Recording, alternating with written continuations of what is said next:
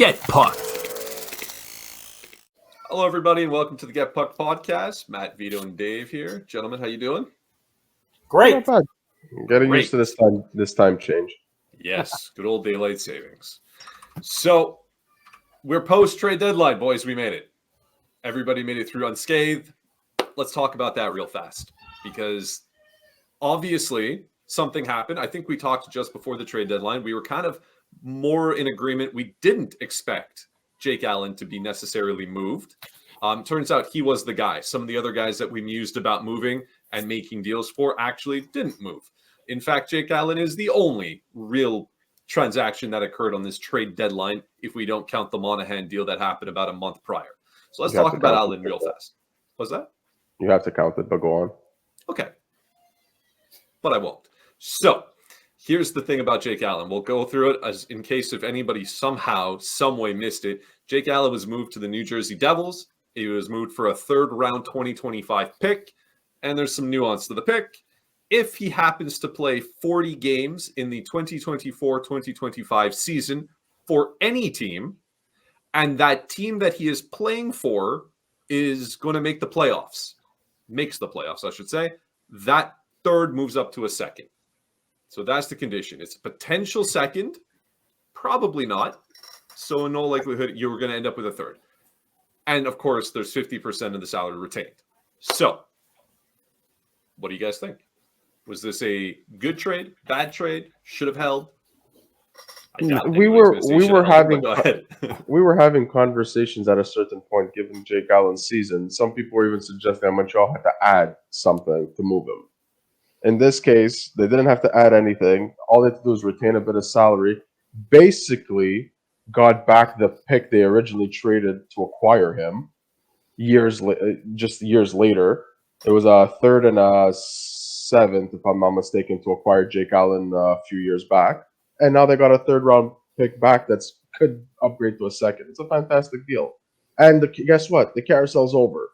It's done. Now, I know Dave might say it's another pick. What are we going to do with all these picks? Don't put words in his mouth. The man's right here. Let him answer. But at the same time, it's like, what were we going to get for Jake Allen anyway? The fact that they didn't have to give anything, and okay, they might be a little bit late. They should have probably traded him a little sooner, maybe last offseason, where his value is probably a little higher than it was during the trade deadline. But the carousel's over. Primo's already starting the first game, and it's going to be a home game. Like, it's done. It's done, and we got something for it. We didn't have to pay anything for it. That's how I see it. Yeah, I agree. I think it's a good deal. Fantastic is a very big word to use on a Jake Allen for a third-round pick trade. But hey, it's a move. It's a move. And you got to feel for Jake Allen a little bit, because he sits in a 3-goalie carousel. Then he gets dealt to the Devils, and then they go acquire Kakinen. And so now you have a 3-goalie carousel in New Jersey with Dawes. And it's going to be interesting to see. Well, you do.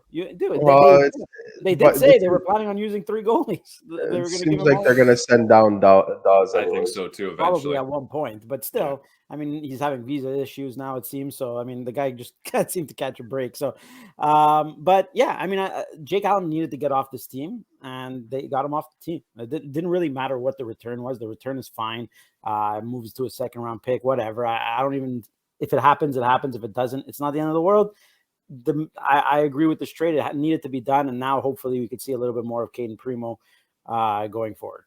How many people thought that it was going to be for a 5th or 6th round pick, or that Montreal would have to add something to, and now it's like, hey, they didn't have to add anything. They kept their assets. All they had to do was use a retention spot, and they got a third. Yeah, but there's something to be said that he cheapened the value by waiting this long, right? Like he definitely could have got more, I think, at the beginning of the year, or when teams were a little bit more desperate in terms of goaltending and still in the mix.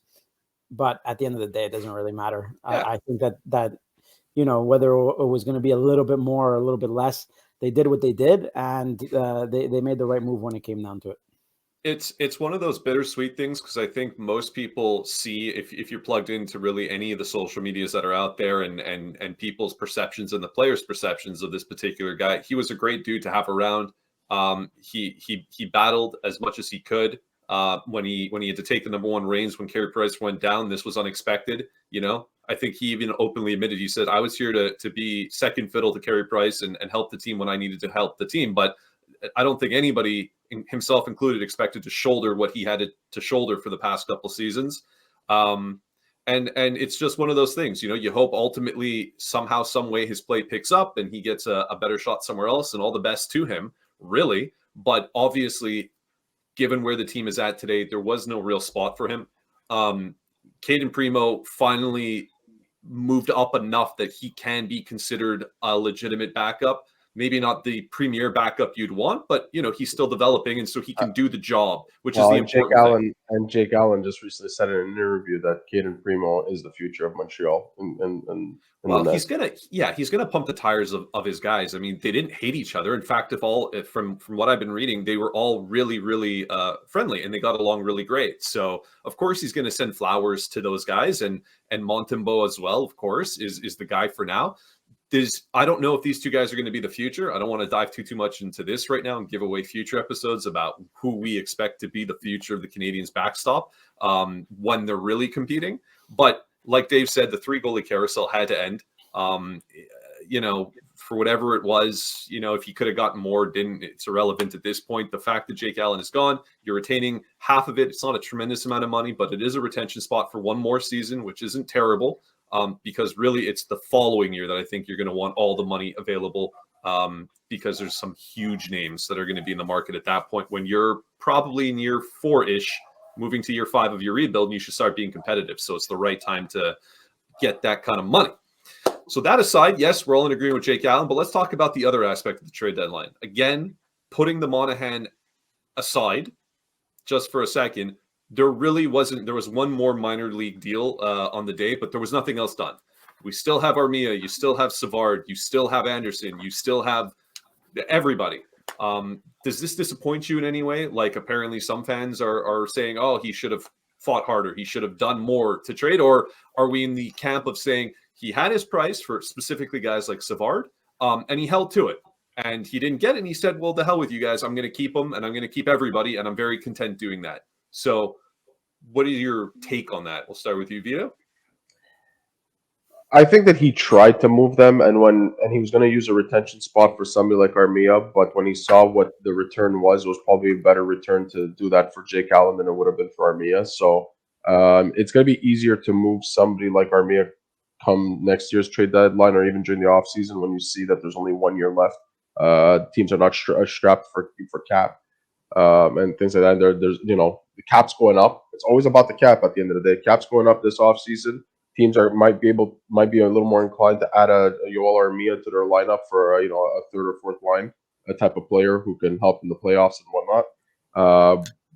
But it was tough. I wanted him to do the moves, and a part of me is like, go move the Savards and go move the Armias and all that stuff. But at the same time, I kind of understand you need a balance of veteran presence, and and to a certain degree, can you go pick up other veterans? Yeah, you can, but you have this one, and this one wants to stay here, and he's doing well in terms of Savard. And when it comes to Yoel Armia, what do you want to do? I don't think there was many suitors that were out there for him, even if his play had gotten better. If there was suitors for him, they would have acquired him. They would have done everything they could to acquire him. There was just other players that were more attractive to the teams out there that they were willing to spend assets to acquire than Yoel Armia. So I didn't see anybody else potentially being moved. I know we discussed maybe Jordan Harris as a possibility, but he didn't go anywhere. I don't think he's going to go anywhere. I think that's more of an off-season type of move if he does move, and it's a complementary piece added to a bigger package, in my opinion. That's fair. Dave? Yeah, look, I mean, I think we went through it last week. Like, Josh Anderson, going to be hard to move. Yoel Armia, going to be hard to move. Brendan Gallagher, you're not moving him. It's just there wasn't many people to move. Jake Evans, who's going to want him at a price that's reasonable and that makes you want to trade him in the first place? David Savard, I don't think he was ever going to get a first-round pick, which was reportedly Ken Hughes. Like, Ken Hughes is a good general manager. He's not a miracle man. You can't just trade these guys for and offload them. I don't think again, we look at it through the lens of as Canadians, Montreal Canadiens, people who cover the Canadiens and are fans of the Canadiens, and you look at all these guys that are available in our eyes, but I don't think they're that enticing to the rest of the league, especially with the salaries that they got from the previous regime. So I'm not surprised that nothing moved, and I don't think it's a fail at all on Ken Hughes' part. David Savard could most likely get moved next deadline, probably for a better pick than he would have got this one. I think it's interesting to see going forward. I don't think it was a disaster or anything. I think it was just, he did what he had to do, moved would you have liked to see it? Absolutely. Absolutely you'd like to see him move out more. But again, it was never going to happen. He made the more pressing move, Matt. He made the more pressing move, which was he needed to get rid of the goaltender. He had to do something. Yes. He had to do something. Yeah. The Jake Allen move, I think, was the play, and the goalie situation, the goalie market was the most likely scenario that you had teams that were out there. I'm still kind of surprised it was Jersey, but whatever. They completely revamped their goalies and got two new guys. That was plan C. For Jersey, that was plan C. So, it failed with Markstrom. It failed with whoever else they were trying to get. So they said, hey, you know what? We got to do something because our goaltending right now, no matter how we spin. Yeah, they had two rookies. I'm surprised they went and got Kapanen also. But anyways, whatever. That's a Jersey. Kapanen, Kapanen, whatever, not Kapanen. Yeah, Kapanen. Sorry. But okay. I mean, I'm in agreement. 100%. And I'm taking the stance. I think, if anything, this just shows how lucky Montreal fans are to have a guy like Kent Hughes at the helm, because we've all sort of lived the past regimes now. And it seems like trade deadlines then, it was exciting, of course, because names were flying everywhere, but they always seemed panicky. It was always like they were always doing these moves because they had to do moves because they were always on the hot seat. I got to do something. I got to get guys in. I got to bring in people. I got to move. I got to shake it up. Kent Hughes is sitting there with Jeff Gorton, and they're saying, we have a plan. We know people like action. We know the fans want to see the team moving in a direction, but we're going to take our time. He set his price, and apparently, like Dave was mentioning, for Savard, who was the only real other asset of interest across the league, and he wanted a first. And he said, I'm very content to keep this guy. You guys want to offer me seconds and other things? No, I'm not coming down. I want what I want, and that's it. And nobody was willing to pony up, and so David Savard stays. And I don't think that's a knock on the team. No, and I think that many teams, as you saw, holding cap seems to have been the trend in this trade deadline. And I don't think the Montreal Canadiens and Kent Hughes thought it was worth retaining any cap on somebody who's still extremely serviceable to them in David Savard. So there was no reason for them to move him. He was a vet in the back. They're going to use Matheson and David Savard as the veterans on the back end for at least another year before they make any decisions. I do think, though, Savard's time with the Montreal Canadiens is coming to an end, just not right now. I think by next trade deadline, if he's still with the Habs by then, he's for sure gone, and they're going to get a return that people are going to be like, oh, that's the return we should have gotten last year or whatnot. And it's going to happen, especially if he has if he's still another top 5, top 6 defenseman for block shots and does all those defensive things as well as he did this year. But he only had one retention spot, and that was the key. That was the main call it enticing piece for the Montreal Canadiens or for any team to be able to make moves because of how the captain only went up $1 million. You know what I mean? So it was tight for everybody, and there was 16 teams that were operating in LTIR. It was really tough to make for sure. For sure. I mean, I another thing I wanted to do is like throw out, give it a grade. There wasn't that much action to really be like, oh, let's grade it. I mean, he sorted out the goalie thing to the best that I think he probably could have done. And when you look at Monahan, if we now package Monahan into the overall trade deadline aspect of things, I mean, that's huge. You see what he got for Monahan versus what players like Toffoli got on trade deadline, and you're like, this is unbelievable. Take a first for him and move him for a first. So 2 firsts overall, I mean, is just remarkable asset management by this organization right now. You gotta say he had the foresight there. Maybe absolutely. I'm not sure. You got to assume. It seems like he did because if he would have waited to trade Sean Monahan at the trade deadline, some people would say, oh, centers are more valuable and whatnot. Mm-hmm. Adam Henrique didn't go for that much either. But Adam Henrique is not Sean Monahan. Sean Monahan provides more value than Adam. I understand, which is why they got the first round pick with Sean Monahan, right? Yeah. So, and I know we were questioning the return at the time for Sean Monahan. I said I was okay. We got a first. It is what it is. Could we have gotten an extra little piece? Maybe, but we got something. But to your point, Matt, given when you see what other players went for on trade deadline, and you think Sean Monahan got your first, which by the way is paying dividends for Winnipeg. Because Sean Monahan, he's kept the pace, which has been fantastic for him. And now you got a team in Winnipeg, which I know a lot of fans are salty about from Montreal, from when Scheifele did the hit on Evans, and everybody made Winnipeg public enemy number one for a while. But now they got Monahan and Toffoli playing for them, so you got to figure there's a little bit more, perhaps some not vested interest, but when they get into the playoffs, you kind of okay, go Winnipeg a little bit. Just saying.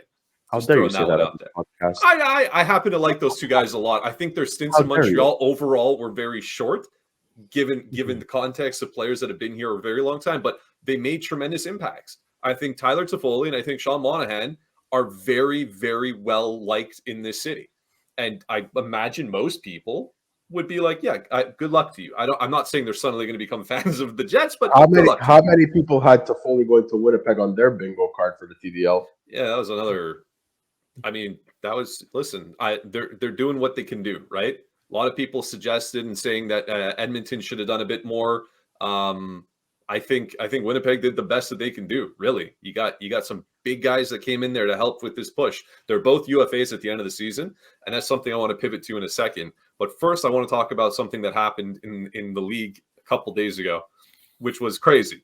And I just think it's fun to talk about, given how often Montreal finds themselves in overtime. So you may or may not know, Minnesota was in an overtime game. I can't remember who they were just playing. If you guys know, tell me, but I don't remember who it was.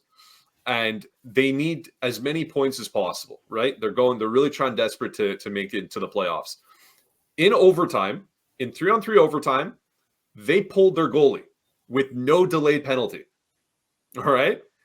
To get a fourth attacker on the ice, and they ended up scoring. So it ends up paying off for them, and they get the 2 points. Now, what most people seemingly didn't know, myself included, is if the other team would have scored on them, they obviously lose the game, but they also would have lost their loser point that they got for being in overtime. I didn't know that rule. I didn't know. I don't think anybody knew that rule. They even interviewed the players afterwards, and they said, we had no idea. So it's huge brass to do what they did. Nashville. Okay. So my question is this. Given that that's the rule now, and given how often Montreal finds themselves in overtime, could the organization not do this every single time under the guise of saying, hey, we want to get as many points as possible. We're not mathematically eliminated. We want to get as many points and the best opportunity to get the 2 points possible. However, if they get scored on, now they don't even get the loser point and go up in the standings, which benefits them also on the other spectrum of not getting too far ahead from the bottom for the best lottery odds. Is it crazy? Does everybody look and pull the eye down and be like, come on, we know what you're doing? Or too bad. It's legal. Too bad. There you go, baby. I absolutely love it. I absolutely love the idea. I think that it's actually genius.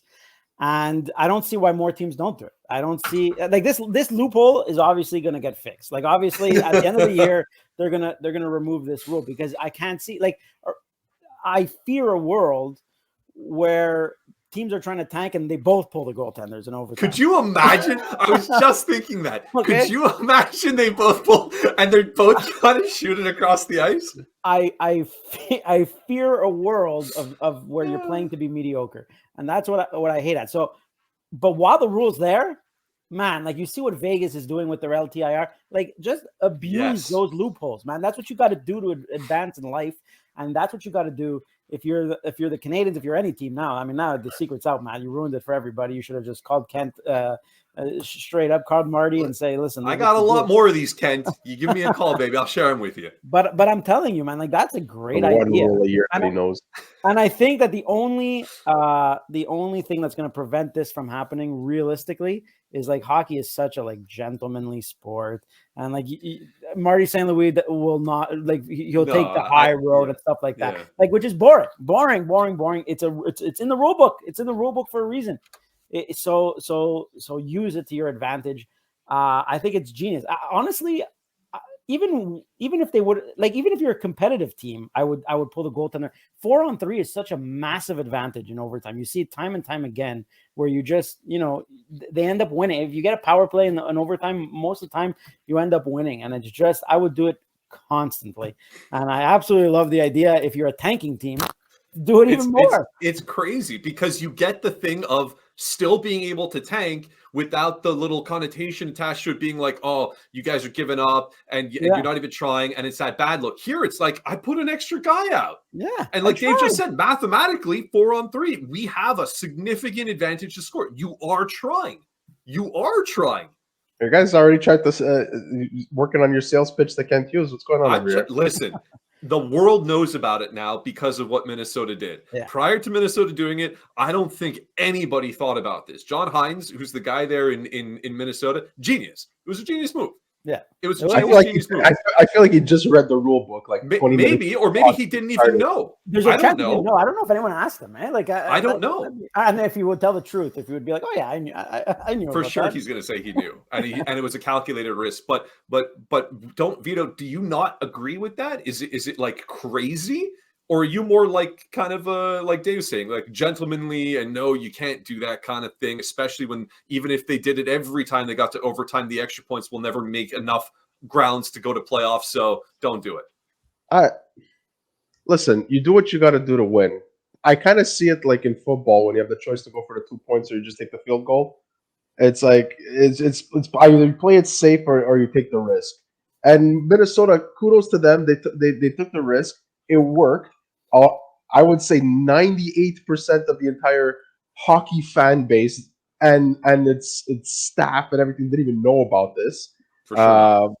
And it made it for entertaining hockey. But I could see, to Dave's point, I could see a world where, similar to when Philadelphia and Tampa Bay, if you remember a few years ago when Guy Boucher was the coach, they were playing the trap and nobody was moving. Yeah, I remember. That was terrible. And it forced the NHL to make a rule change there. And I could see something like that happening where they look and say, okay, if teams start doing this and, want to force the tank, then you do it. They're going to make some kind of rule. Hold on a second. No one's saying force the tank. Hold on a second, because I'm not saying pull the goalie, play 4-on-3, and then, oops, I accidentally missed my pass and it goes all the way back in your net. Try and win. I see that if two teams do that, what we're suggesting, I could see Dave's idea that he brought up that was stolen by the PWHL recently, where they say, hey, to really get a good first overall pick, you have to play to win still, even if you're out of the playoffs. They need to do that. That's the golden rule? Is that what they're calling it? Is that the gold rule? I don't know what they're calling it, but I like the idea of the rule. So you know how there's teams right now in the NHL that or even fans are saying they got to tank, to get the best pick for the lottery odds and all that stuff. Well, it's the opposite.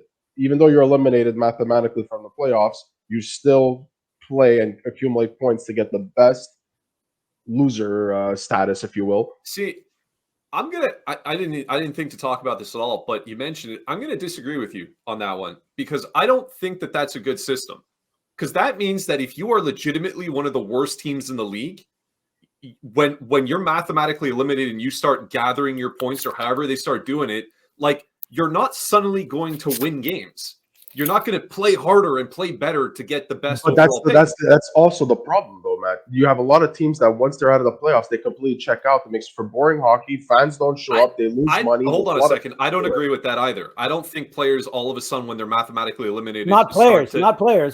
Teams. When they move out all their players, when they put guys. So okay, that's a little bit different though, because then you should do something to prohibit teams from just completely dismantling a team where you're putting pylons out there and then that's the end of it. But they don't. I just don't like the idea that you have a team that is terrible, and then realistically, if you put that plan in play, they're never going to get a top pick because they're never going to beat the other teams that are eliminated also.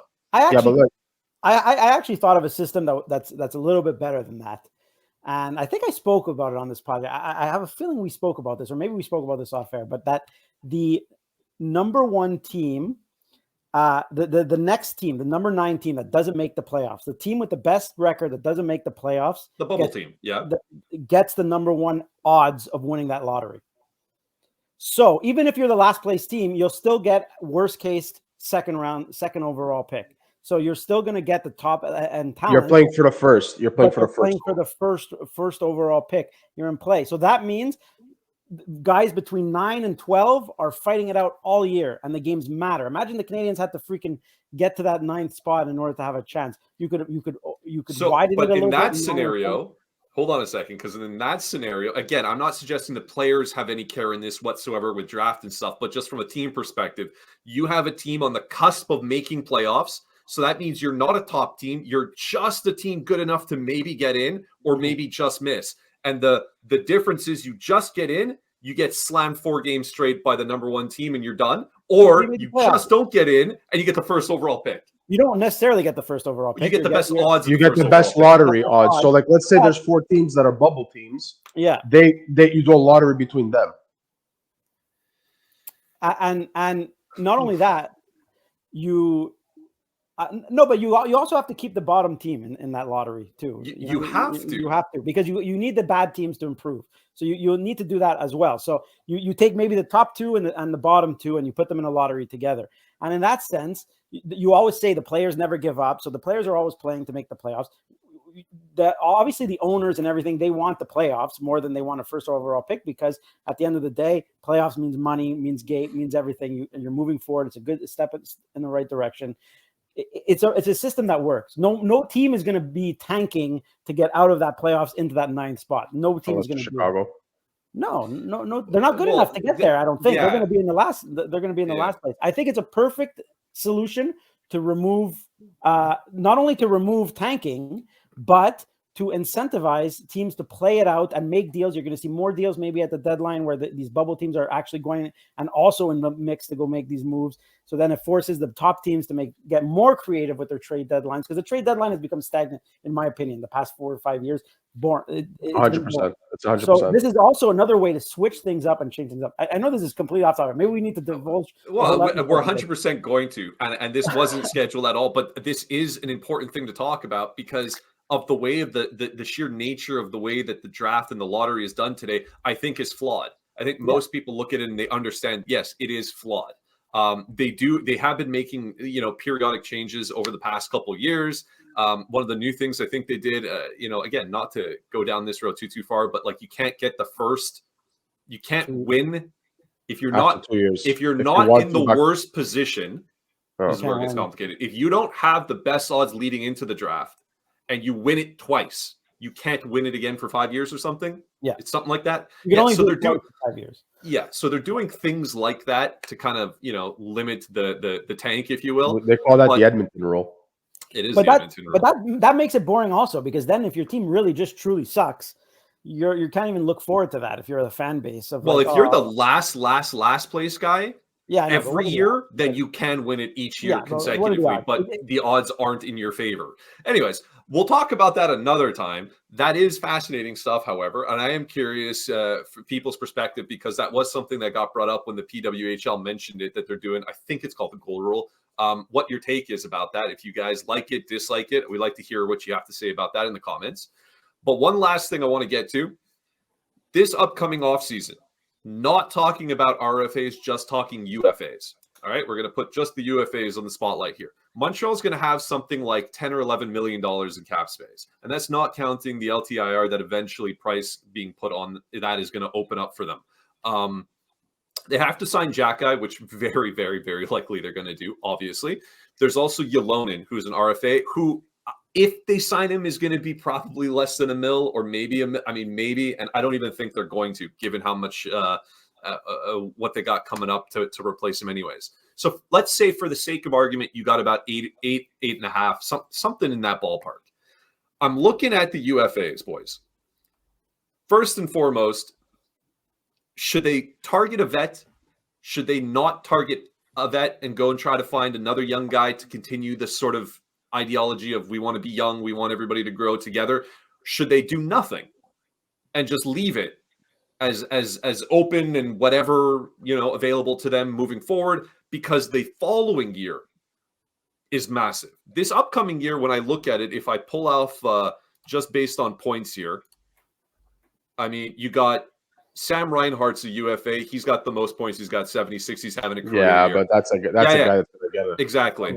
After that, if I don't count age and I don't sort by age, you got Matt Duchene's of the world. You got Jonathan Marchessault, which might be interesting, but he's 33. Stamkos, but I don't think Stamkos. Pavelski, Gensel is not likely going to come here. Lucas Raymond is a UFA? No, it's you have a mix of RFAs there. I do. Let me just fix this real fast because I thought I sorted this properly. Although Lucas Raymond would be the guy I would want, but anyways. Yeah, they're not giving up on Lucas Raymond. Clearly not, and that's my point. That's why I don't want to talk about RFAs. Okay, so here you go. Sorry. Duchene, Marchessault, Stamkos, Pavelski, Monahan, and Toffoli, which is pretty funny. Can be some, something there maybe. Tarasenko, Henrique, these are the kind of guys that are out there. And you're not looking at world beaters anymore. You're talking about guys that at this point in the season, barring the top 5, the rest of them have like 40 points, 34 points, 29 points. So my point is there's not really a ton out there.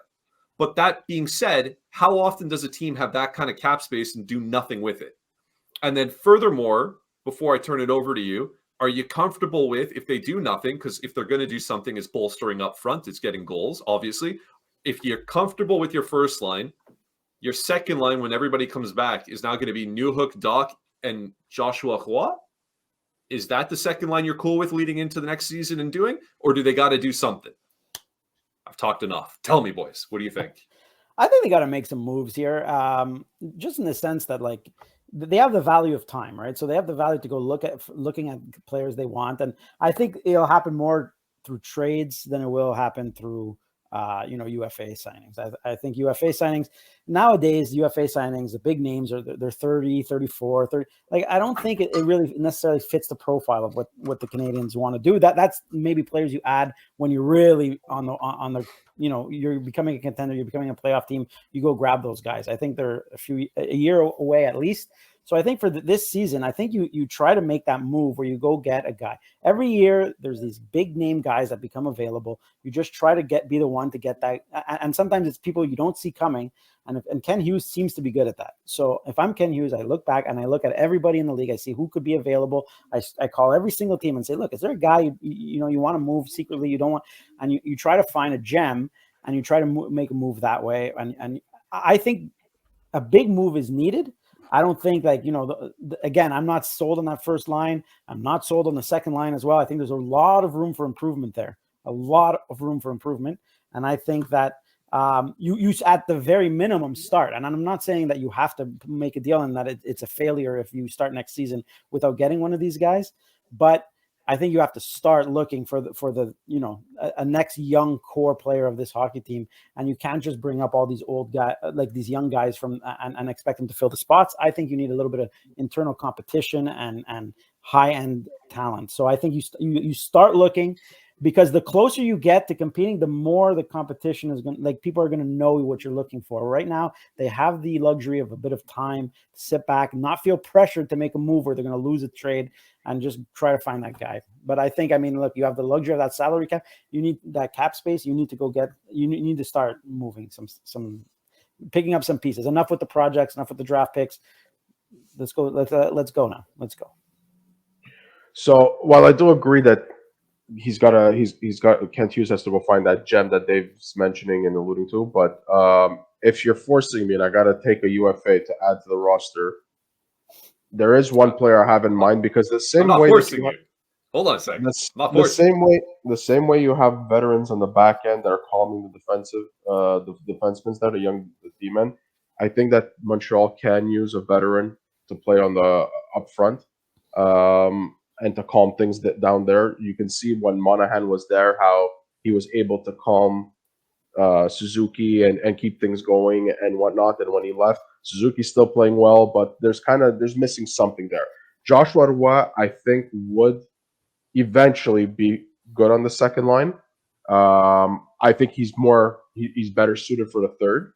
I think he could have some very good numbers being a third line guy who could provide some secondary scoring, and I think that's like the perfect role for him.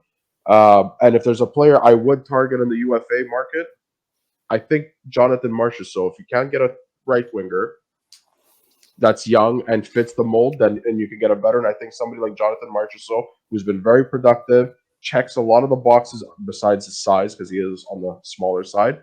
But you could fit him with somebody like Doc and whatnot. You could make it work. I think just somebody like Jonathan Marchessault is a UFA that is intriguing depending on the price. So, if you can, I mean, no kidding. Yeah, the price is going to be good. For a guy his age. I think you're going to end up probably regretting the deal you give Jonathan. Well, and that's what's interesting because he's 33. All right, he's 33. He's playing for Vegas. He got 56 points in 64 games. What's fascinating is you got the other two guys that I mentioned before. Now, I don't know what they want to do, and I know that Toffoli's been all over the map. He's been on a ton of different teams at this point. I don't know where his mindset is.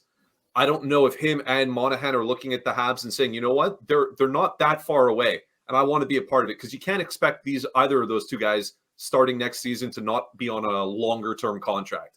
But Sean Monahan's 29 only, and Toffoli is 32. He's a year younger than Marchessault. So if I put all three on the table for you, who would you choose? Hypothetically, if they were all willing to come here and sign, let's say, a 4-year deal or something. Well, you just said Marchessault. Well, were you looking at the other two also, and you don't think there's a prayer they come back? Or the only reason why I'm not looking at Monahan is because to me he's a center. While he can play wing, he's a center. And when I'm looking at Montreal's center lineup, it's clogged, especially with someone like Dvorak there. There's too many centerpieces now, which is something that many years ago we wouldn't have been saying. But so I'm thinking somebody who's primarily a winger. There's no confusion in their identity. This is who you are. A veteran presence to calm things. Somebody who's gotten, who has some miles under his belt. I thought of Jonathan Marchessault. Would I like Toffoli back with the Montreal Canadiens? Yeah, I would. He's successful pretty much everywhere he goes. However, I do think that Toffoli's next gig is probably going to be to look for stability and stop moving. And I also think that Dave's right. Find that gem piece for Montreal. That's something that, we don't know who it is. That secret piece. That's something that Kent Hughes seems to be good at going and get. But secret piece. But also look for somebody like that where it tells the fans, we're not quite out of our rebuild yet, but we're in the next step now. We're in the next phase of this rebuild. Marchessault might end up hitting 40 goals this year. Like, that's going to be a lot of money probably to sign Marchessault. Not that I'm saying I think he would be a great fit here. Don't get me wrong, for multiple reasons, but I just think he's going to be too expensive. And I think he's going to get overpaid. And I think that he won't probably produce to the level that he's producing in Vegas for the amount of money that he's going to make. I think the guys. I think I'm in agreement with that for sure too. I think you're not wrong. You're not wrong when you're saying he's going to get paid. It'll be up to former agent Kent Hughes to sell him on the idea and say, hey, you are going to get paid. You're going to probably get your long-term contract most likely. But let's make no illusions here. This 1 year of him hitting almost 40 goals is not his norm. He is a 30. You could say now he's a 30 goal scorer. 30, and what do you think a 30 goal scorer puts him on this team, by the way? Yeah, come to the Montreal Canadiens, 20 goal scorer. But that's an attractive thing too. I mean, his agent's got to be like, you want my guy? Okay, he's not a 40 goal guy. Even at 30, he becomes your number one goal scorer. Pay my man. You got paid. He was getting paid $5 million with the Vegas Golden Knights. Probably, I would say I see him at around that 6.3, 6.4 million around there. Now, do you want to pay him that as a Montreal Canadian? That's up to you guys to decide that. You might even have to overpay again. The tax thing here is always a thing.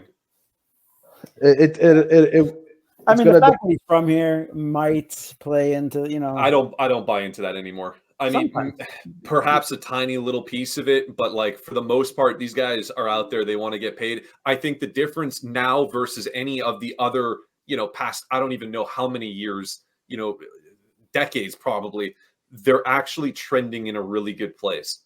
People that are looking at Montreal are saying, you know what? They're not there yet, but soon There's something there soon. You can start seeing this team being perhaps a destination for some of these guys to say, I can actually win there, instead of having it always falling back on, oh, he's a guy from Quebec and he maybe wants to come and play home or something like that. Well, you got to think, right? The guy has a cup. He might have 2 cups at the end of this season. He's been paid. I mean, I think there's a lot of factors more than a guy who's hungry and chasing things. Like I think that maybe there might be a play for him here. I think to Vito's point, I mean, there is a world where they get him. In my opinion, I think it would be, they would have to overpay, and I don't know if that's the right. Yeah. I wouldn't want to overpay as a last thought, simply because, and we don't have the time to really get into it, but the following year, you need a wide open cap availability to get some of the guys that are going to be UFA that following season, which is like some of the names up there are just crazy. But be wary of that. I mean, a lot of these guys end up re-signing with their. Well, sure. But to be able to play the game, you got to sit down with the chips. You lock them all up in Jonathan Marchessault, you can't really play the game. Even at that, Montreal's got a lot of cap space available to them after next year. Oh, I know. Okay, and that's even if they extend Slavkovsky. Some are already saying give him his big deal right away. It's like, you know what I mean. Even if you give him that kind of give away my next topics. Next week is the Slavkovsky contract.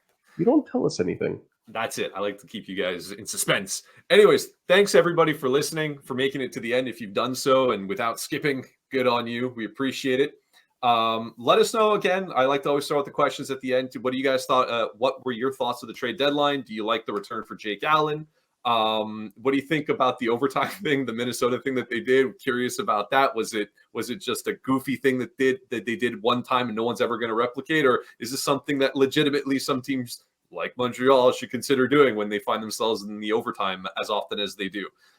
Let us know in the comments below.